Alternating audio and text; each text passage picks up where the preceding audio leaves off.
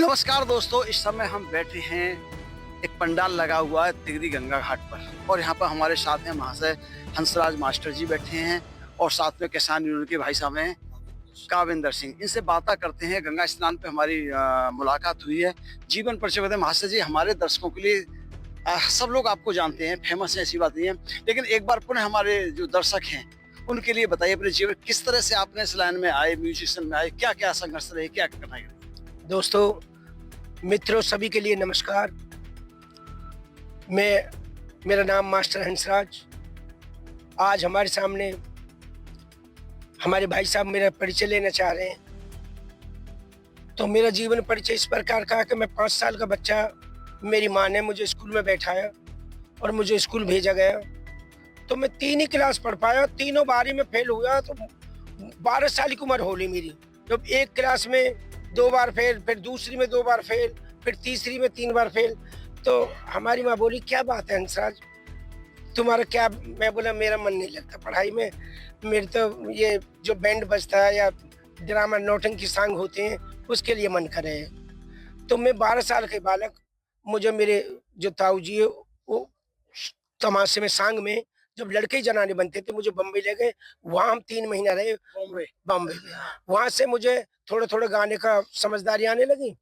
ऐसा तो नहीं, क्योंकि 1-2 साल फिर मैं 1980 में हमारे गुरु जी थे असलाउद्दीन जी और रामशरण जी, मैं उनके पास जेवर से गुलावटी आ गया और उन्होंने मुझे, असलाउद्दीन जी ने मुझे हारमोनियम का, मेरी सेवा भाव को देख करके उन्होंने सिखाया। फिर मैंने संघर्ष इतना करा कि फिर मुझे 78 से 88 तक तो हम सांग में ही नाचते कूदते रहे।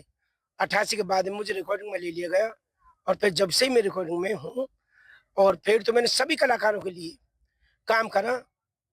मेरा कहने का मतलब ये, चाहे ब्रह्मपाल नागर हैं, चाहे करमपाल शर्मा जी हैं, मगर हाँ, ऋषिपाल कौशिंदर ने मेरा बहुत नाम करा और उन्हीं के नाम के द्वारा जहां भी मैं जाता हूँ तो वो ऋषिपाल कौशिंदर के साथ हंसराज, फिर सभी लोग इतना प्यार देने लगे। ये मेरा जीवन परिचय है। और आप कुछ पूछना चाहे तो? मुझे 3 बार फेल हुए तो जो म्यूजिक की आपने लाइन, इसमें भी कुछ संघर्ष करने पड़ेंगे। यहाँ में महसूस किया कि कभी फेल होऊंगा या लगातार सफलता की ओर चलते गए। हाँ, मैं ये नहीं सोचा। मेरी माँ भी कहते कि कोई बात ना, बच्चा है, पढ़ाई में फेल हो रहा, आगे आ जाएगा सही। लेकिन जब मैं जैसे तीसरी क्लास में गया, तीसरी के बाद चौथी में जाना था मुझे, तो बस मुझे फिर वो सांग देख करके मेरे उसमें रूह मेरी बदल गई। मैं बोले, मैं नहीं पढ़ूंगा। तो स्वांग जब होते थे तो कहना मतलब पढ़ाई में रुचि ले रही, लगा कि मैं भी ये करना हाँ, मैं भी ये करना सीखूं। और मतलब जैसे लड़के नाच रहे हैं, ये डांस कर रहे हैं, मैं भी ऐसे करूं। ये तो चीज जिंदगी का लगभग आपका 40-45 साल का अनुभव रहा। इसमें कोई चीज ऐसी भी है जो जिंदगी में आज भी याद आती है आपके लिए, जैसे कार्य करते रहते हैं, कोई ऐसा अनुभव?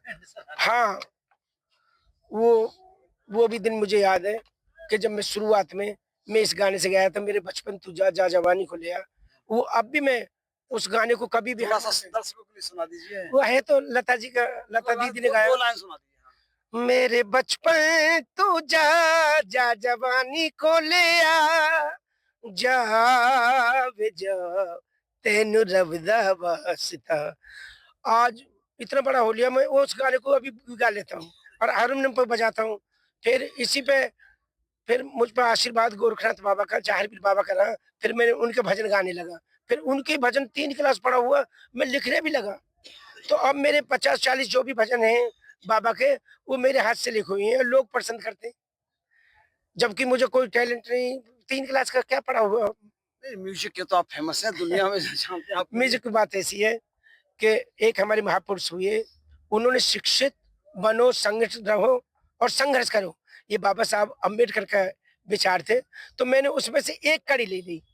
मैं बोला, मैं शिक्षित तो हूँ नहीं, न मैं किसी को संगठन कर बुला सकता, इतना पैसे वाला नहीं, गरीब हूँ।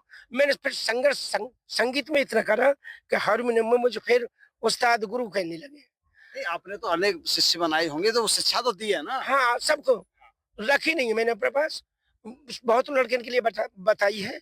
और कुछ बच्चे ऐसे भी हैं कि जो मुझे द्रोणाचार्य की तरह वैसे पूछ के मेरा नाम लेते हैं कि हम, मेरे तो गुरु हंसराज है। मैं कई बार बोल देता हूँ, जैसे आप तिगड़ी मेले पर आया हुआ हूँ, कि मैंने तो तुम्हें कभी देखा भी नहीं। बोले, नहीं, हमारे तो आप गुरु हो। मैं, चलो भगवान आपको बनाए रखे, खूब खाओ कमाओ। अच्छा, आपका अपने बताइए थोड़ा सा, आप भी दीजिए मेले का। हम हाँ, बहुत दिन से सुना था हमने हंसराज जी को, लेकिन सामने बैठ के बातचीत करने का मौका कभी नहीं मिला। जब ये महाशय ऋषिपाल कौशिंदर खजाना जी के साथ में संगीत पर आते थे, देखते थे, तो मन करता था एक रोज हंसराज जी के साथ भी हमारा पल एक पल गुजर जाए। तो आज वो उसका हमें सौभाग्य मिला इस गंगा तिगरी पावन तट पर। इसके हम गुरु जी के बहुत आभारी हैं। सबसे बड़ी खुशी हमें ये होती है कि देखो, पढ़ाई 3 कक्षा कोई पढ़ाई नहीं, इसके बाद भी आज इतनी शिखर पर पहुंच गए, हमें गर्व होता है इस चीज का। इतनी ऊंचाइयां छुई इन्होंने, हमें बहुत गर्व होता है। तो हम अपने आने वाले बच्चों के लिए ये बताना चाहते हैं कि अगर टैलेंट है तो पढ़ाई या कोई चीज ये कुछ मायने नहीं रखती।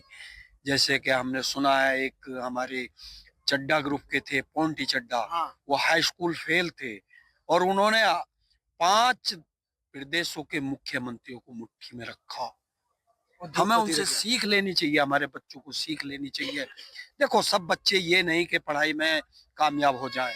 हर माँ बाप ये चाहता कि मेरा बच्चा डीएम बने, यानी कि कलेक्टर बने, आईएएस पीसीएस बने, लेकिन नहीं पढ़ते। और ना पढ़ने के बावजूद भी वो इतनी ऊंचाइयां चले जाते हैं कि उनका आज हम इतिहास सुनते हैं तो हमें गर्व होता है। बहुत कवि हुए जो अनपढ़ थे और वो आज उनके नाम पूज रहे हैं। तो हमें हंसराज जी पे बहुत गर्व है, हमें सौभाग्य मिला। इसके लिए हंसराज जी का मैं बहुत आभारी हूँ। और इनका पहन तो पहले से ही था, लेकिन जिस तरह से ये चेहरा मोहरा हमारा सब एक साथ मिला, तो इसके लिए मैं इनका बहुत ही नतमस्तक रहूंगा।